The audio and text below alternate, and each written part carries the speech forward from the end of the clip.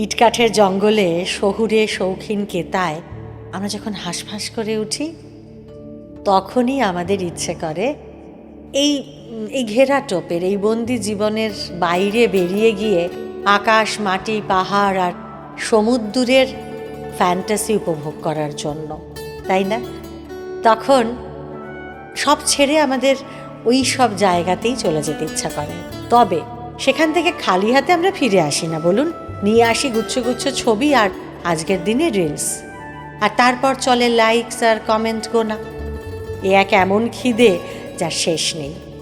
আমাদের ফেলে আসা দিনেও জানেন, মানুষের মনেও এরকম খিদে ছিল, কিন্তু তার ধরনটা আলাদা ছিল। সাহিত্য, পত্রিকা, কাব্য, আলোচনা, জলসা অথবা মঞ্চে বক্তৃতা আর দিনের শেষে উপহারের ঝুলি, এগুলোও সেই সময়ের ফ্যান্টাসি ছিল, এগুলোর জন্য খিদে ছিল। কিন্তু কবি বীরেন্দ্র চট্টোপাধ্যায় বোধ হয় একমাত্র কবি যিনি এই শহুরে জীবনের জ্বালাটা বুঝতেন, খিদেটা বুঝতেন। তাই হয়তো একটাও নামী পত্রপত্রিকায় না লিখে নিজেকে বরাবর অখ্যাতদের গণ্ডিতে সরিয়ে রেখেছিলেন। কারণ রাজপথে স্লোগানের চেয়ে আকাশ আর মাটি যেখানে সমানভাবে মিলেমিশে আছে, সেখানেই তিনি বোধহয় অনেক বেশি প্রাণের আরাম পেতেন। সেখানেই তিনি খুঁজে নিয়েছিলেন আর একটা সমান্তরাল নিজস্ব ভুবন। আর তাই ঝলসে ওঠা কঠিন জীবনের অলিতে গলিতে কখন যে মাদল বেজে উঠবে, কবির শ্রোতারা আলাদা করে সেটা ধরতেই পারেননি কখনো। এখানে আরেকজনের কথা মনে পড়ছে।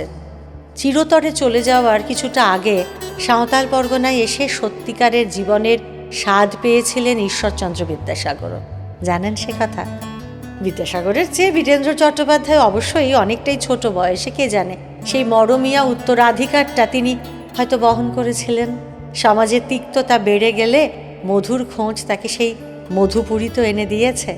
নগর ছেড়ে সভ্যতার সেই আদিম উল্লাসের পায়ে পায়ে নাগর হয়ে উঠেছিলেন তিনি। সৃষ্টির প্রথম মিলনের গান শুনিয়ে চলেছেন চারণ কবির মতো। কোনো পপুলার শাড়ির মেথডিক কবির হাতে কখনো কি আর রক্তের মাতন এভাবে কথা বলে? শুনে দেখুন তবে। কবি বীরেন্দ্র চট্টোপাধ্যায়ের কবিতা আজ শোনাব, 3 পাহাড়ের স্বপ্ন। চলুন তবে শুরু করা যাক।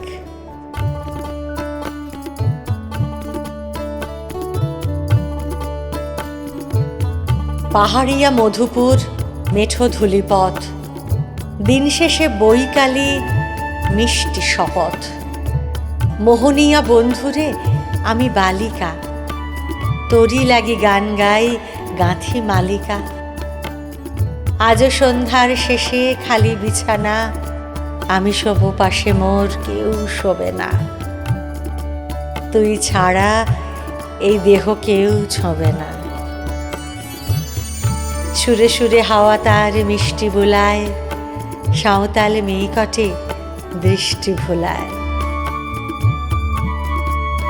দিন শেষ ধুধু মাঠ, ধুধু মেঠো পথ, সাঁওতাল মেয়েকটে ছড়ালো শপথ। হাওয়ায় হাওয়ার মতো তাদের শপথ।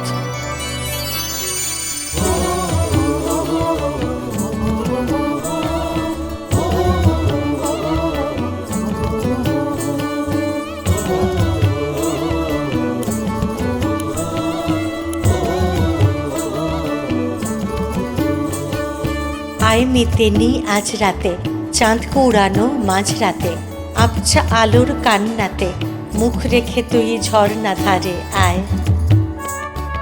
আয় জোয়ানের মন জ্বালা, নাচ দিয়ে সই গাঁথমালা, চুমুর গেলাস মদ ঢালা, দে ছুঁড়ে দে 3 পাহাড়ের গায়ে। দে ছুঁড়ে দে 3 পাহাড়ের গায়ে।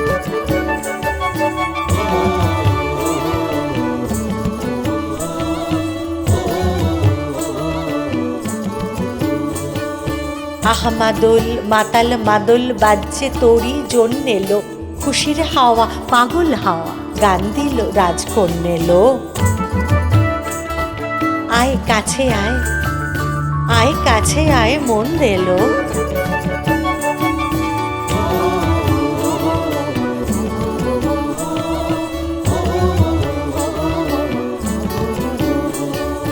চোখ কেন তোর কাঁপছে মেয়ে, বুক কেন তোর দুলছে? গাল দুখানি লালচে, শরীর সাপের মতোই ফুলছে। কাকে মারবি ছো বলল, কাকে মারবি ছো বলল, কোন ছেলে তোর কি করলো, মাদল ভেবে কেউ কি তোকে আজকে বাঁচালো? ফুল দিয়ে নয় ফাঁক ছড়িয়ে বিকেল সাজালো, কেমন দিবি সাজারে? আর যাবি না পাহাড়ে?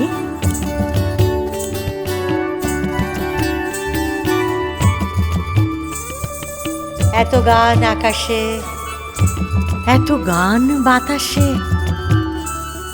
সাঁওতাল মেয়েটির টিপ কপালে, ছেলেটি পিছন তবু নিল কি বলে? রাঙা ফুল মেয়েটির খোঁপায় জলে, ছেলেটি বাজালো বাঁশি তবু কি বলে? এত মদ আকাশে, এত মদ বাতাসে, নেশা যেন ধরে যায় ছেলেটির বাঁশিতে, মনে হয় দোষ নেই ভালোবাসা বাসিতে। তবে চাঁদ সরে যাও, যাও তাহলে, ও ছেলে পেছন তুই নিলি কি বলে?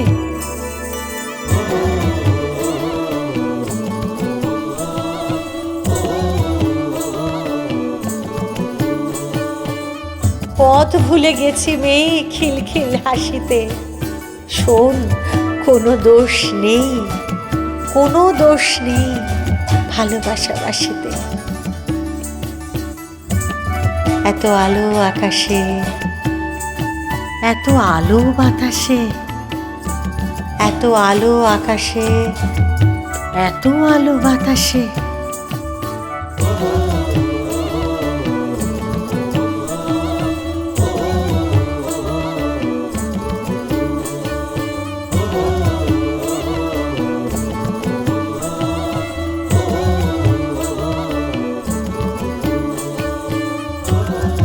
প্রেমে থাকুন, সহজ জীবনে থাকুন, আর তুমুল ভালোবাসুন। আর আর আমাদের এই নটার কবিতা চ্যানেলটা সাবস্ক্রাইব করুন আর শুনতে থাকুন নটার কবিতা, কাব্যে গপ্পে জমজমাট।